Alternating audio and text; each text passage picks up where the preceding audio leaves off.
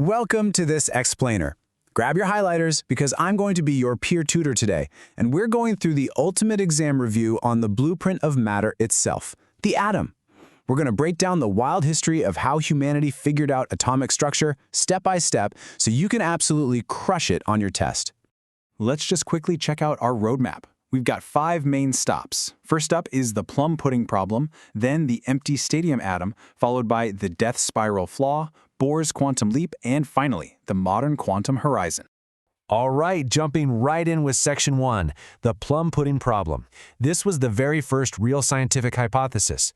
So think back to the 1890s. Scientists knew matter was electrically neutral. But then, in 1897, J.J. Thomson comes along and discovers these tiny, negatively charged things called electrons inside all atoms. Now, logic tells us if there are negative pieces in there, there has to be some positive charge somewhere to balance the whole thing out, right? Since they couldn't actually see the positive charge, Thomson basically guessed that the atom was this squishy, uniform positive cloud with negative electrons just kind of stuck in it. Imagine plums scattered in a bowl of pudding. That's exactly where the name comes from. Hey, pro tip for your visual diagrams checklist, grab a red pen to color code that positive background pudding and use a blue pen to sketch the negative electron plums scattered around inside. So, here's your one-sentence summary for Section 1. Thomson's early model incorrectly assumed positive and negative charges were just mixed evenly together. Oh, and a huge misconception students make on the test here is drawing neutrons in this early model. Actually, scratch that. Don't draw them at all. Neutrons hadn't been discovered yet. Moving on to Section 2, the empty stadium atom. Time to put that pudding to the test. In 1911, the famous Geiger-Marsden-Rutherford experiment was set up specifically to test Thomson's model. They used a lead block to fire these heavy, positively charged alpha particles at an ultra-thin sheet of gold foil. The idea was super straightforward. If that soft, positive pudding cloud was accurate, those heavy, fast particles should just punch straight through it with basically no deflection. And here's a quick memory trick for your exam. Alpha particles are A+, meaning they are heavy and positively charged. Well, the results were completely shocking. Okay, yes, 99.86% of the particles did pass straight through. But about 1 in 8,000 of them deflected drastically. I mean, some literally bounced straight back at the detector.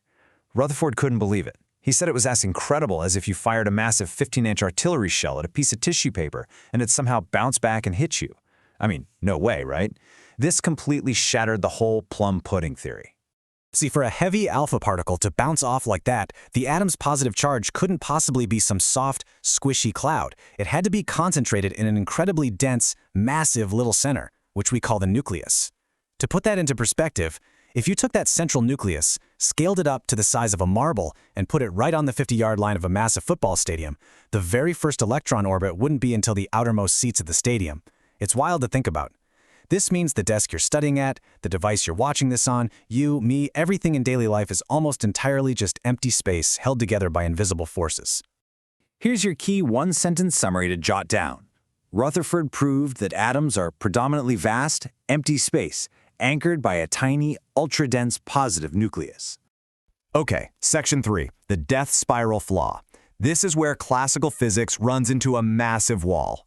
So, according to the strict old-school rules of classical electromagnetism, any accelerating charged particle, like an electron zooming around in a circle, must continuously emit electromagnetic radiation. And if it emits radiation, it strictly has to lose kinetic energy.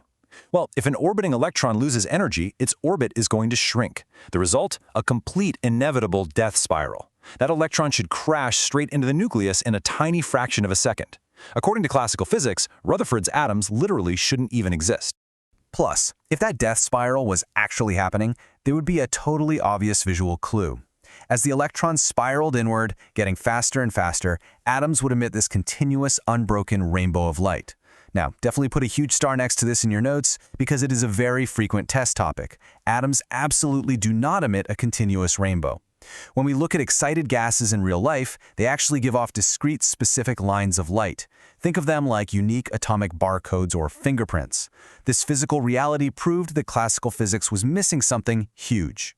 So your one-sentence takeaway here.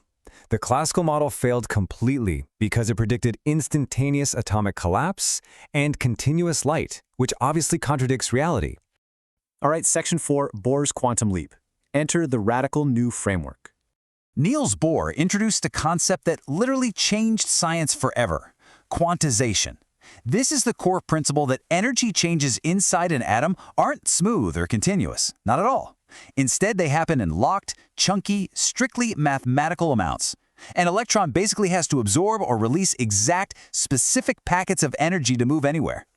To visualize this, just think of quantization like a giant energy staircase. If you're walking upstairs, you can stand on the first step, or the second, or the third.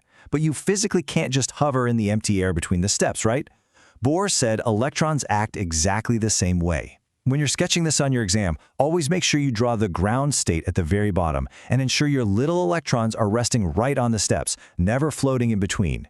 Bohr formalized this whole idea with 3 radical postulates. First, electrons revolve in specific allowed stable orbits without giving off any radiation. Second, and hey, get this down for your essential formulas list, is the equation L equals n times h over 2 pi. That represents quantized momentum, which basically means it only exists as integral multiples of a specific constant. And third, the photon jump. Radiation is only emitted or absorbed when an electron makes a sudden, instant leap between those locked orbits. And your one-sentence summary for Section 4. Bohr saved the atomic model by forcing electrons into locked, quantized orbits where they only emit light during strict quantum leaps. Which brings us to our final stop, Section 5, the modern quantum horizon. Things are about to get weird. So, Bohr's math worked perfectly for hydrogen, but scientists needed to know the physical why. What was the actual mechanism forcing electrons to obey these weird rules? Well, in 1923, Louis de Broglie came up with a brilliant answer. He showed that electrons don't just act like tiny solid particles, they also behave like waves. If an electron's wave doesn't perfectly wrap around its orbit, it causes destructive interference, essentially canceling itself out. Meaning, an orbit can only physically exist if it forms a perfect, continuous standing wave. That's exactly why only specific whole number orbits are allowed in nature. Okay, look at this slide right here. This is your ultimate exam summary matrix to lock everything we've talked about into your brain. Also, just a quick refresher for your subatomic particle comparison table. Remember that protons are heavy and positive, neutrons are heavy and neutral, and electrons are tiny and negative. Notice the historical progression we just walked through. Thomson found the charges, Rutherford found the dense nucleus, and Bohr fixed the classical stability issue with quantized energy levels, right before the whole thing got too complex. Because when you start dealing with complex atoms, the sheer intensity of all those electrons interacting means we had to totally abandon distinct, neat circular orbits. We basically moved from Bohr's clean rings to the messy, modern model. If your test asks you to sketch the modern quantum mechanical model, do not draw planetary rings. You want to draw a fuzzy cloud of dots, where the density of the dots represents probability.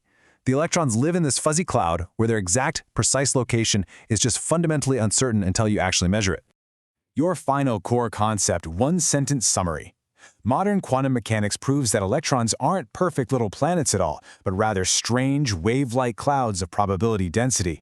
Okay, before I leave you with a final thought today, pause the explainer right now and test yourself with these 5 rapid-fire practice questions. Number 1. What did Thomson discover? Electrons. 2. What did the gold foil experiment prove? A dense nucleus. 3. Why did classical models fail? The inevitable death spiral. 4. What are Bohr's steps called? Quantized energy levels. And 5. Do modern electrons orbit in perfect circles? Nope, they exist in probability clouds. Now I want you to think about everything we just covered. If you and the desk you're sitting at and absolutely everything around you are actually just massive empty stadiums populated only by tiny dense marbles and ghostly probability clouds, what does physically touching an object actually even mean? Think about that the next time you pick up a pencil. Thanks for joining me for this review, and hey, happy studying.